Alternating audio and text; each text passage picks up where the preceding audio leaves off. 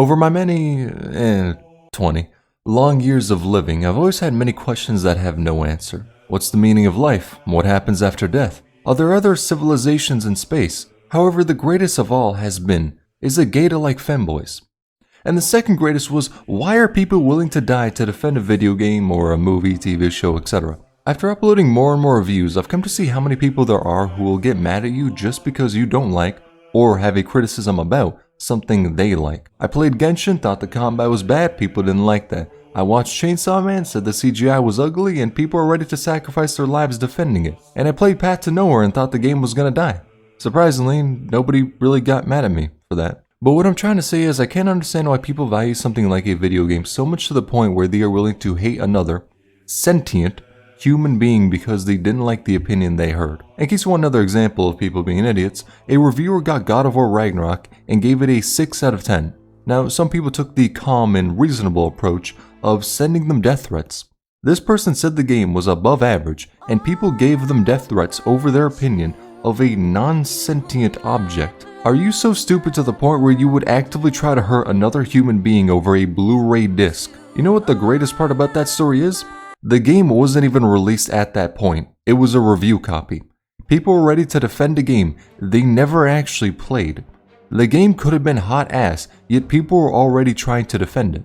As most know, after its release, the game is amazing, but everyone should know humanity isn't a hive mind. Differing opinions do exist. Now, I'm not saying just because somebody gave a score to a game you have to agree with them, but I am saying it's pretty damn childish to hate someone for something so unimportant. For whatever reason, people take attacks on the things they like as personal attacks. And I'd also venture to guess, these motherfuckers have the same personality as an NPC. Them motherfuckers are drones. The funniest part is when those same people think that saying something bad about a game you like will hurt you. Motherfucker, I don't care. I don't give a shit about your opinion. I don't know you. Now, criticism about a game I play is interesting to hear, but I wouldn't get mad about it. The most I could imagine is getting annoyed if somebody was saying something blatantly wrong about a game. Let's say someone said they wished Breath of the Wild was an open world game. Yeah, and that'd be annoying, because it's blatantly wrong. But if it wasn't blatantly wrong, then getting worked up about it is childish. If someone said they dislike how easy Elden Ring is, then I'd disagree because that game fucked me up. But if they giga chatted their way through it and found it easy, then their opinion isn't wrong. After all, they found it easy. Disagreeing with an opinion is normal, but what isn't, and what I think will actively hurt something, is shutting yourself off from all criticism about it. Since people are ready to give their lives in defense of the honor for something that doesn't fucking exist, this can create an echo chamber. Now, in this echo chamber, people will never say something bad about what is in question, which can then lead to problems not being addressed properly, and in the future can mean degradation for whatever the echo chamber was about. Criticism for media is necessary. If someone doesn't address the flaws of something they like, when it goes the way of WoW or Diablo, then don't be surprised. Although, Diablo players tried their best, but Blizzard was just too greedy. To me, when you love something, you need to be knowledgeable, or at the very least open, about its faults, so you can view something how it actually is, opposed to how it looks in rose-tinted glasses. Now, you may be wondering for an example of this. Well, Persona 3's combat is ass, and Tartarus is so boring to go through to the point where it will actively give you brain rot. Danganronpa has some really shitty characters in it.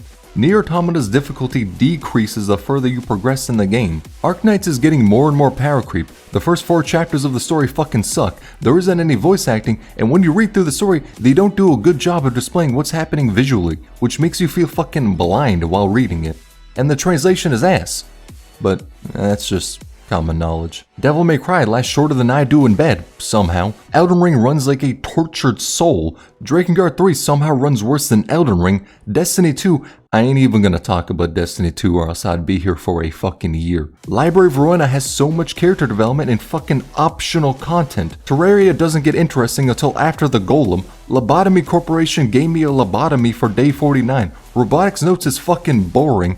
Final Fantasy XIV looks like ass and plays like ass until after level 50. PvP in Dark Souls 3 was made as a form of torture. Kingdom Hearts wastes the player's time by going through the most botched retellings of dumbass Disney stories. Persona 5 Royal has literal pay to win in it. Now, you know what all those games have in common? The fact that I love them. Except for Robotics Notes, I just couldn't find shit to talk about Chaos Shot or Steins Gate. Now, if any of what I said made you mad, then please, get a life. Since I love those games, I want to talk about the flaws they have, Because when the players acknowledge the flaws, then hopefully the developers will fix them for future games. Hopefully in Kingdom Hearts 4 we don't have to waste a millennia going through even more Disney stories that have zero plot relevance. I mean, we probably will have to, but let a mandarin. If there's criticism to be said about something I like, then I'll say it with you because that's how things get better. Now, if someone were to talk shit about something, and then specifically talk shit about the people who made it, then it'd be reasonable to be mad, because they are insulting someone who exists, not something that isn't real. And all of what I said extends to consoles as well. Holy shit, the amount of people who blow Sony and Microsoft daily are insufferable. People are going fucking simp supreme for consoles, yet the companies behind the consoles only give a damn about those people's wallets. Being a blind fanboy to a product, form of media, or hell, even a celebrity is really damn stupid. When you actively try your best to never acknowledge the faults of something, then you are actively making whatever that thing is worse. That is if it's going to be changed in the future, like an anime with another season or a game with sequels. If it's some old game that won't get updates, then it really doesn't matter. At that point, those people will just look like blind fanboys. And the worst part is how some reviews are afraid to give out their actual opinion on a product because they are worried about the backlash from morons. People always talk shit about IGN for having ass reviews, but it's no wonder they sugarcoat it when you could easily see the backlash idiots give. I mean, that's really only one reason. The biggest is they don't want to make enemies in the industry. And the same is true for the opposite as well. I mean, look at The Last of Us Part 2. If you said that game was ass, then people were gonna hate you. If you said it was amazing, then people would hate you. If you said it was okay, then everyone would hate you. Like, motherfucker, who cares? You don't know that person. You've never seen them. Why do you hate them? If you say something bad, then people act as though they know your entire life story in the comments. I swear, you could say something bad and then people will treat you like some insufferable asshole who burned down an orphanage. Like, I may have done that once before, but you couldn't tell that from my review. But the quicker people grow the hell up and view the things they like in an objective light, then the quicker we get media that's better. And if you ever see someone who's blindly defending something, straight up going simp supreme, then don't even bother with them. You have better things to do with your time. It's never worth it to get in arguments on the internet. With all that said though, this isn't exactly sage wisdom, so if you want to get in wars on the internet to defend something, then knock yourself out. Please. But I think that time could be better spent by bringing up what's wrong with that piece of media, so that in the future, that thing you love will be even better.